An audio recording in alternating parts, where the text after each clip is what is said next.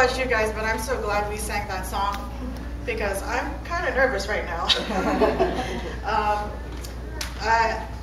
My name is Betty. If you don't know me, I'm nervous to speak in front of a crowd, especially if I have to talk about myself. The last time I shared a testimony was in 2001. It was Christmas time and a month before I lost my job. And Auntie Grace said, "Can you share a short testimony on hope?" And I said, sure. But I didn't know what I was getting into, so I shared the testimony. Anyway, the day that I lost my job, I did my usual pit stop, went to Starbucks, and I shared this with the women in our locket. And I ordered the usual stuff. No one was in line, so I said, cool. You know, I was already running late to go to work anyway. So the guy was making my coffee, and he was taking his time. And I got so annoyed. So I said, okay, I got my coffee, drove to work, and I saw all these people in the front lawn. And somebody looked at me and said, "Hey, Betty, go upstairs, get your pink slip, and we're going to the bar." And if you don't know what a pink slip is, it means you're fired. So thank God that I don't drink. Otherwise, I would have been jobless and drunk. So, not good, kids. But anyway, I'm sipping my drink upstairs, feeling sorry for myself. And on the cup, I see Jeremiah 29:11. And it says, "I know the plans I have for you, declares the Lord. Plans to prosper you and not to harm you. Plans to give you a hope and a future." And believe me, I have clinged on to that verse. So you have heard from Shannon and Sunbeam that we were able to go to juvenile hall to visit about a dozen girls and then some. And before I share my testimony, some of you who watch Courageous may know some of the statistics, and I want to read some statistics to you guys, because this is all going to relate later on. 63% of youth suicides are from fatherless homes. 85% of all children that exhibit behavioral disorders come from fatherless homes. 80% of rapists motivated with displaced anger come from fatherless homes. 71% of high school dropouts come from fatherless homes. 70% of juveniles in state-operated institutions come from fatherless homes. And 85% of all youth sitting in prison grew up in a fatherless home. So I want you guys to mull over those percentages, because that's reality in our face.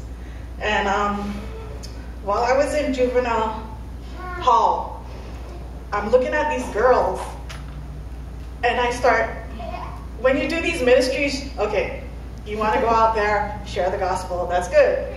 You want to go out there, shed the light, great. You want to go out there and serve others, great. But when I was in juvenile hall that day, I saw myself. I came from a fatherless home. When I was 3, we came to America, and my father died in an accident. And so my mother was left with me and 7 brothers. And my 2 brothers, Arturo, who's Angie's father, and my brother German, some of you know, were in and out of juvenile hall. And my mother did the best she could. She did what she can do under the circumstances. Coming from the Philippines to America is not easy. Losing your husband is even harder. So there were times in our household where there was no food.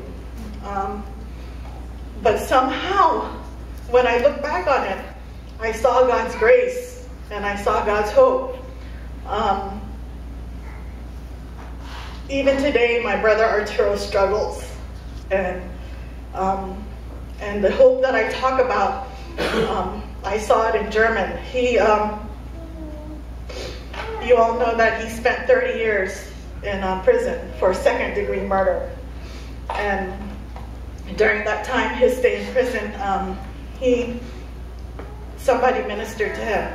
People from outside came inside to share the gospel. And eventually, he accepted Christ in his life. And God used German to minister to our family.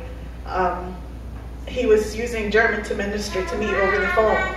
And at first I thought he was crazy because he was a drug addict as well, so I thought it was just drugs that was talking. But actually, I was hearing bits and pieces of God's word. And eventually I became a Christian. And when the situation is so bleak, there's always that glimpse of hope.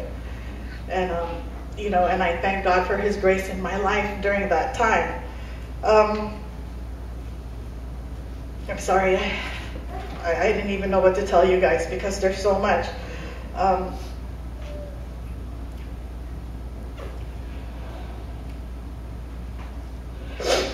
When we went, I'm going to end this.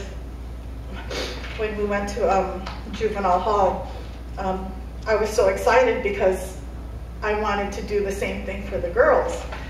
Just maybe these are girls that no one has looked them in the eye. These are girls that didn't get the love, that, didn't have a father, that their parents are drug addicts or whatever. So I was happy to go. Excuse me. But in Jeremiah 29, it also says God's plans. It mentions God's plans. And we all know that God's plans are better than ours. It's good to plan, but I was planning all these things. Sunbeam's going to do the music with Shannon. And me and Juvie were going to do our testimony. And then we would, do a whole church service. Well, our plans didn't work out. It didn't work that way. We got to juvenile hall, and I was kind of discouraged because I thought we weren't going to be able to see the girls. And so, everything worked out. We got to see the girls.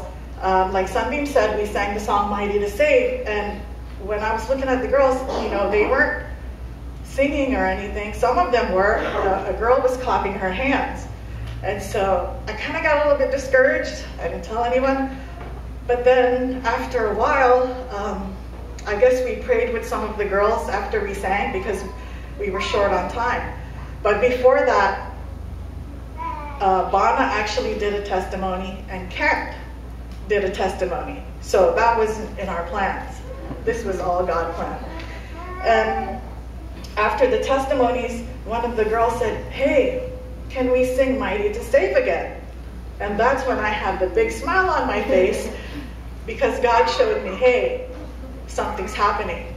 And so when we started singing it, more of the girls were singing and more of the girls were clapping their hands. So God showed us, look, this is why you're here. And after that, we were called into another unit. God blessed us even more. We were called into another unit to pray with 4 or 5 other girls, and they asked for prayers. So, like Sunbeam said, we didn't know what we were getting into, but I'm telling you, when we left the second unit, we went outside, and we saw a group of men who were going to start to pray. These are the volunteers, and I know some of them, they were in jail with German. And now they're being used by God to minister to the kids in juvenile. So we saw them outside, and they were about to pray. They asked us to pray with them. We were in a big circle, and between the walls that separate the girls and the boys, we just prayed. And you could feel God's spirit in that place. Like Shannon said, somewhere where you don't expect, you felt God's presence. And we were all blessed by that. As soon as we came downstairs,